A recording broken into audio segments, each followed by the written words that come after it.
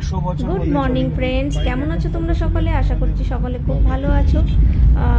আমরা আজকে আবার একটা নতুন ভিডিও নিয়ে তোমাদের কাছে চলে এলাম। আজকের ভিডিওটা একদম একটা বৃষ্টি ভেজা সকালের ভিডিও বলতে পারো। রেমাল যেদিন এসেছিল সেই দিন এই ভিডিওটা আমরা শ্যুট করেছি। আর আজকে যখন ভিডিওটা পোস্ট করছি তখনও কিন্তু আকাশ একদম মেঘে ঘন হয়ে আছে, কালো, আর তেমনি বৃষ্টি। কাল রাত্রির থেকে একদম তুমুল দাপটে বৃষ্টি চলছে, যদিও এটা রেমাল কি অন্য কিছু আমি জানি না, বাট প্রচণ্ড বৃষ্টি হচ্ছে কাল রাত্রির থেকে, এবং যেটা খুব সাডেনলি শুরু হয়েছে।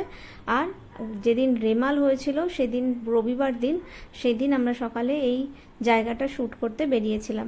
সেদিন আমরা সকালবেলা বেরিয়েছিলাম একটা অন্য জায়গায় যাব বলে, কিন্তু রাস্তার মধ্যে আমরা ডিসিশন নিলাম যে আমরা হাওড়া যাব রেল মিউজিয়ামটা শ্যুট করার জন্য।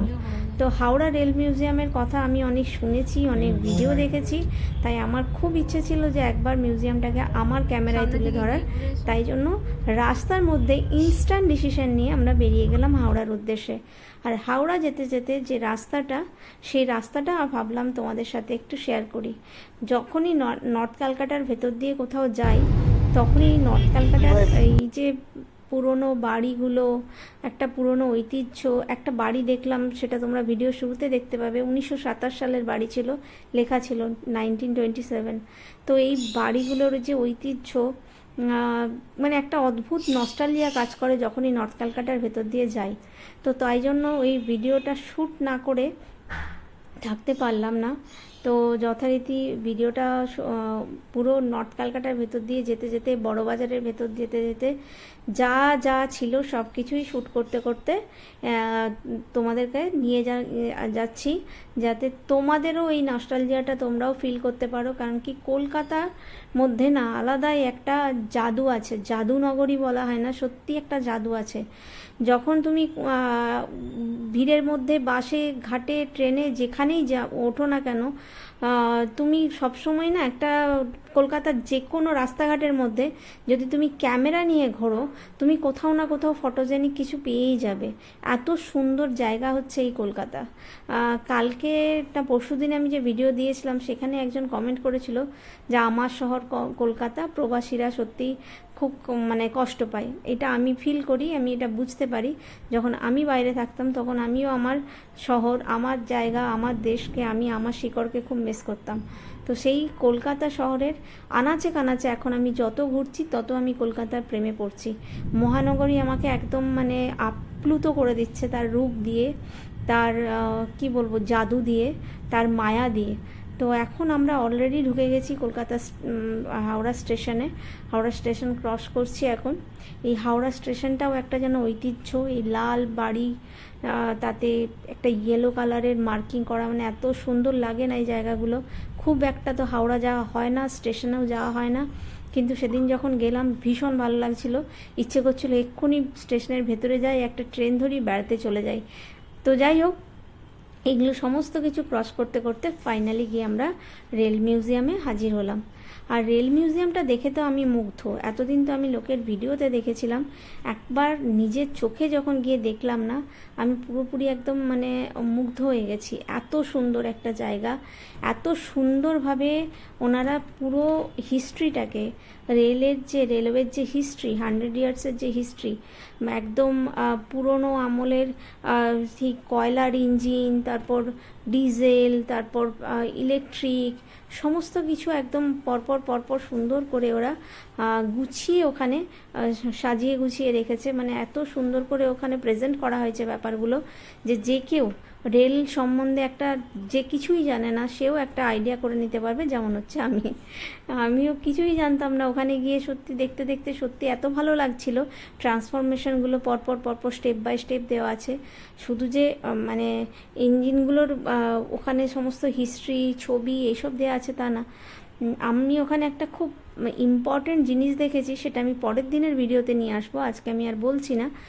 এত সুন্দর একটা জিনিস দেখেছি, কারণ কি ওখানে রিয়েল অনেক ট্রেনের বগি রাখা আছে, কামরা, কোচ যেগুলোকে বলে আর কি, সেই রকম রাখা আছে। প্লাস একদম সুন্দর করে সিগন্যালস কি, কোথায় কীরকম হয় ট্রেন লাইনের মধ্যে, সেটাও সুন্দর করে বোঝানো আছে। অনেক কিছু দেখানো আছে, মানে ডিটেলসে দেখতে গেলে জায়গাটা প্রায় ঘন্টা দুয়েক লেগে যাবে, কিন্তু ওই যে বললাম রেমালের দাপট ছিল প্রচণ্ড পরিমাণে, তাই আমরা অতটা টাইম ওখানে দিতে পারিনি।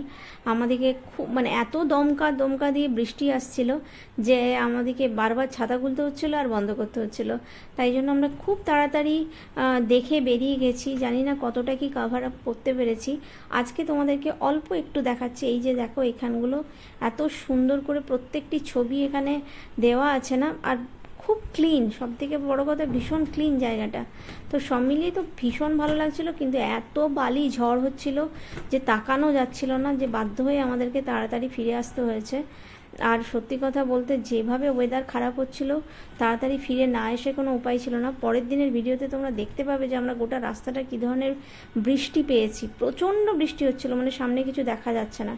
তো এই যে দেখো এই যে রেলের যে কামরাগুলো এখানে করে রেখেছে, বা এই যে ইঞ্জিনগুলো এখানে বিভিন্ন ধরনের ছোট ছোট করে মানে ওরা স্যাম্পেলের মতো করে এখানে রেখেছে জিনিসগুলো। এত ভালো লাগছিল প্রত্যেকটা জিনিস দেখতে, মানে চোখে তো ভীষণ সুন্দর লাগছিলই, আর যে যাবে সে মানে কি বলবো, এডুকেশনের দিক থেকেও খানিকটা এনরিচ করবে, যে রেলওয়ের কি হিস্ট্রি সেটাও সে জানতে পারবে। তো যাই হোক, আজকের ভিডিওটা যদি তোমাদের ভালো লাগে অবশ্যই কিন্তু লাইক করো, কমেন্ট করো, শেয়ার করো, কারণ এটা রেমালের দাপট নিয়েও আমরা গিয়েছিলাম, তার জন্য একটা লাইক তো বানতা হ্যায় না। তো প্লিজ লাইক করো অবশ্যই, আর চ্যানেলটাকে সাবস্ক্রাইব করতে প্লিজ ভুলে যেও না। বেল বাটনটা কিন্তু অবশ্যই ক্লিক করতে হবে। বেল বাটন ক্লিক করলেই তবেই কিন্তু ঋতু সম্ভারের যে কোনো ভিডিও তোমাদের কাছে সব সময় গিয়ে পৌঁছে যাবে, যে মুহূর্তে ঋতু সম্ভার থেকে কোনো ভিডিও আপলোড হবে। তো প্লিজ বেল বাটনটা অবশ্যই ক্লিক করে দিও। আর আজকে কার কোথায় কতটা বৃষ্টি হচ্ছে, কে কীরকম এনজয় করছো এই রেনি সিজনটা, সেটা কিন্তু অবশ্যই কমেন্ট করে জানিও। তোমাদের কমেন্ট পড়তে আমার প্রচণ্ড ভালো লাগে, তাই তোমরা প্লিজ কমেন্ট করো যে কোথায় বৃষ্টি হচ্ছে। আমাদের এখানে তো প্রচণ্ড বৃষ্টি হচ্ছে। আর সবাই সুস্থ থেকো, ভালো থেকো, বাড়ির বাইরে প্রয়োজন না হলে বেরিও না। দেখা হচ্ছে খুব তাড়াতাড়ি আবার এই রেলওয়ে মিউজিয়ামের সেকেন্ড পার্ট নিয়ে। ততক্ষণের জন্য টাটা, বাই।